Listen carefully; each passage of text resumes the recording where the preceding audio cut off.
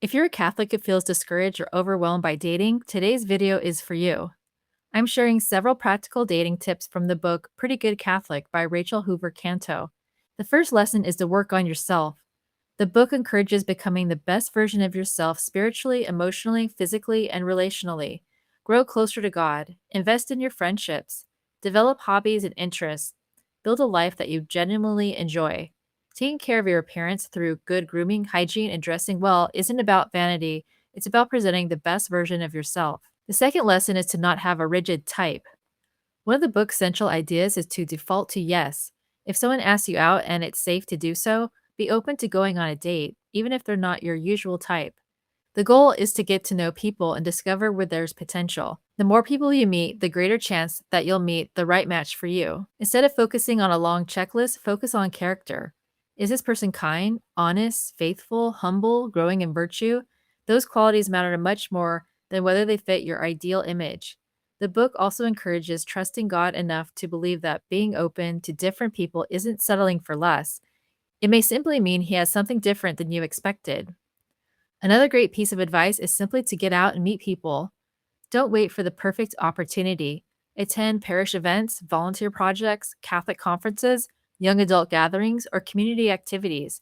Even if you don't think you'll meet someone special, go anyway. Sometimes you'll meet new friends who later introduce you to someone you never would have met otherwise, and you never know where you might meet your match. It could be at one of these places. The book encourages meeting lots of eligible people. You don't have to decide whether every person is your future spouse after one conversation. Simply get to know people. If you have a good conversation with someone, don't be afraid to exchange contact information so you can stay in touch. The more people you meet, the more opportunities you have to meet the one. Another helpful idea is to think of online dating as online meeting. Apps and social media can be great tools for making introductions, but they shouldn't replace spending time together in person. The book emphasizes that a relationship doesn't begin online, it begins once you meet face to face. Don't spend weeks or months trying to build a relationship through messages alone.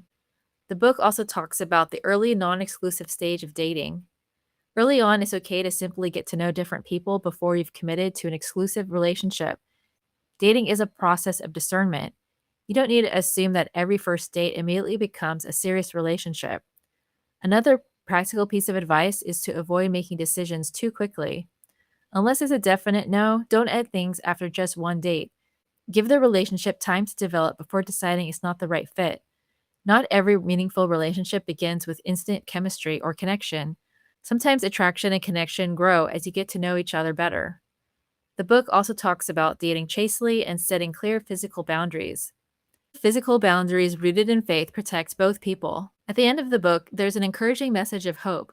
Rachel Hoover Canto shares how her own dating life changed dramatically in less than a year, going from discouragement to becoming engaged. Every person's journey is different, so there's no guarantee your story will unfold the same way, but it's a reminder that your situation can change when you're intentional, stay open to meeting new people, and continue trusting God. One of the biggest messages throughout the book is that successful Catholic dating isn't about finding the perfect person. It's about becoming the person God is calling you to be, staying open to people you might otherwise overlook, and putting yourself in situations where you can actually meet them.